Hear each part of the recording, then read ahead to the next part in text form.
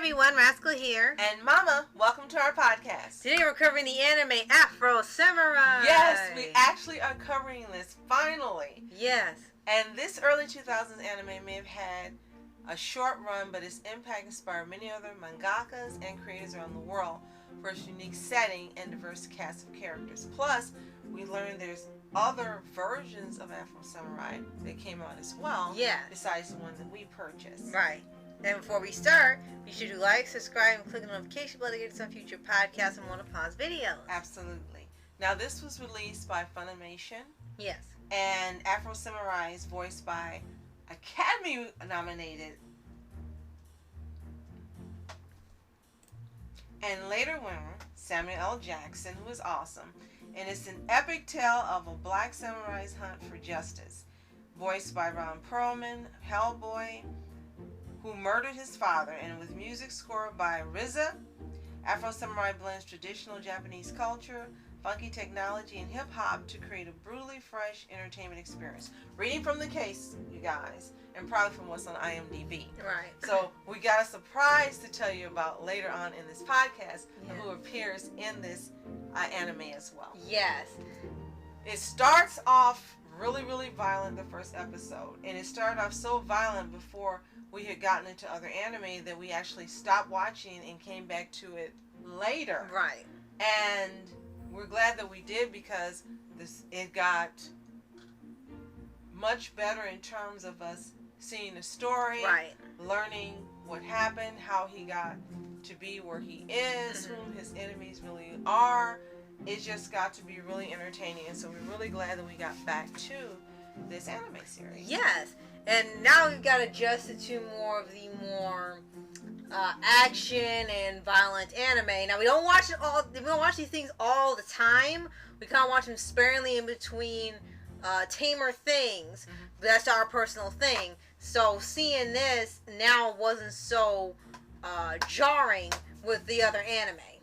Absolutely. We've gotten to watching things like Vox Machina, and we're starting Vinland Saga. Right. And Invincible. Yes. So it's really, really worth the investment. Yeah. So we're sure some of you have already seen this. Let us know what you think in the comments below.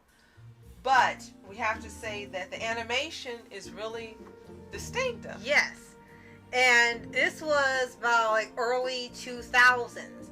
And not only does it you kind of feel it as 2000s, it's not dated, but you can tell it is in older anime by its style. And it was released and associated with Spike TV, which Yes. was a whole different type of network back when it was out. Right. So it really fit with the theme of that network Right. at the time. And then as we were watching, we actually ended up hearing all these different voice actors. Not necessarily anime voice actors, but just animation voice actors and Western animation, and we were hearing TV stars in here. One surprise was Kelly who most know from Young Justice as Cheshire. Right. And we were surprised to hear her in here. Her role was short, but she did an excellent job in voicing the character. She voices one of his childhood friends that he grew up with in an orphanage. Right. And then they also had, as we told you, Ron Perlman. Right. As the villain that he is trying to hunt down in this, I guess you say, mini-series. And it sort of has this thing where they take the headband and they're the second strongest person in the world. So that immediately makes people a target. The minute they have it, everyone wants to fight them so they can take the headband. It's like a never-ending cycle of battle. Everyone just has a sword and ready to fight in here, I can tell you that. Now, this character is no joke, but what stood out to me is Ron Perlman he's iconic, has an iconic voice, but the voice he did for Slade in Teen Titans 2003 seemed more menacing than the way they had him portray this particular villain. Right. Because I was really expecting to hear Slade. Yes. And when you did, it was like, okay, he's still awesome, but you were expecting him to sound more menacing, more with that effect that he has as Slade, where you know he's not a joke. Yes. He's intelligent. He's powerful. Everything comes through with the way he portrays Slade. Yeah. And that's what I really wanted in here. However, again, he did an excellent job. Right. But if you're looking to hear Slade, you're not going to hear Slade. He does a different portrayal of this villain. Right. And other voice actors we heard were Phil Lamar, Greg Eagles, Jeff Bennett. And our biggest surprise and our most happy surprise is hearing Yuri Lowenthal. Yes, as another one of his childhood friends, and we couldn't believe it.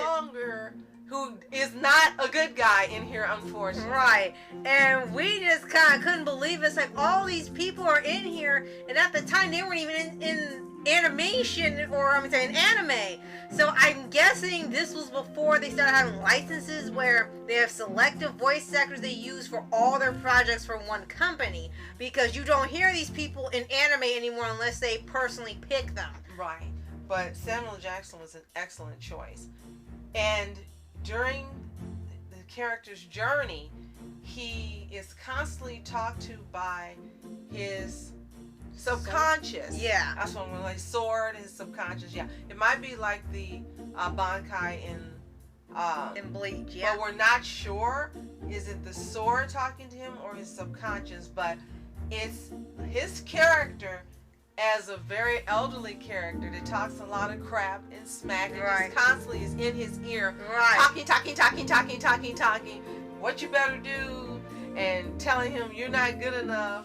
And why are you waiting? And just all Right. this stuff when he sees women making comments. Right, and he just tells him, shut up. And at first, Rascal said, oh, you can see him. Like, no, I don't think anyone can see him but Afro Samurai.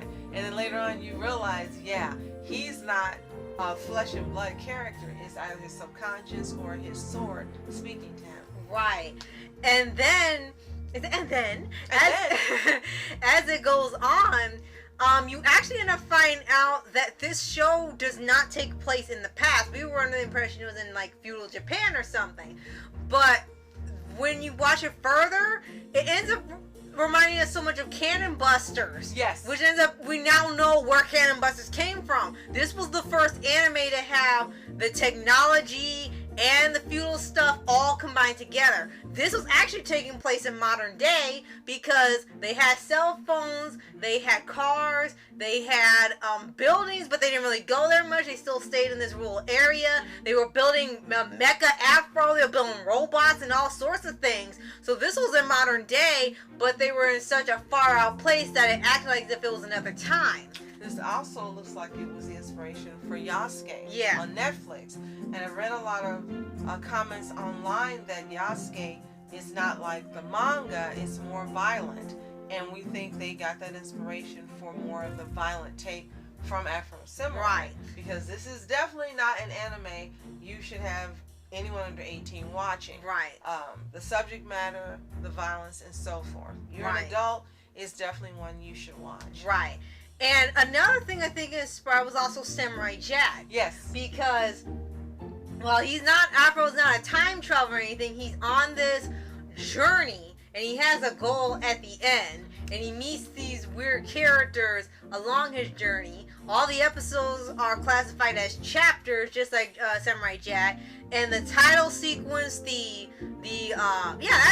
mind. The end title sequence, the music itself, and the intro all has that hip hop style like Samurai Jack has. Because you listen to it, and it's like, that's how its theme is. And I think this was another inspiration for that. Definitely. And we even saw a couple of scenes within it that actually took place in Samurai Jack. Yes. So yeah, it's obvious that it definitely has influenced many Western animated shows. Yes. As well as we mentioned the Yasuke series on Netflix, which is an anime. Right. As well. And Cannon Busters. Right, yes. And especially blending all these things together with the modern technology, with an older era, or just vice versa. And it was actually pretty interesting to see that, because this must have been the first of its kind to do that. Definitely. And now we have more characters that are more diverse types of samurai, more combination fusions of of past and present, mixing technology and samurai and ghosts and everything all in between. There's quite a bit of that going on currently now after Cannon Busters kind of brought a spotlight to that again. Now, we want to let you know that there have been multiple movies as well as some other short series for this franchise. Yes. And the ending is left open.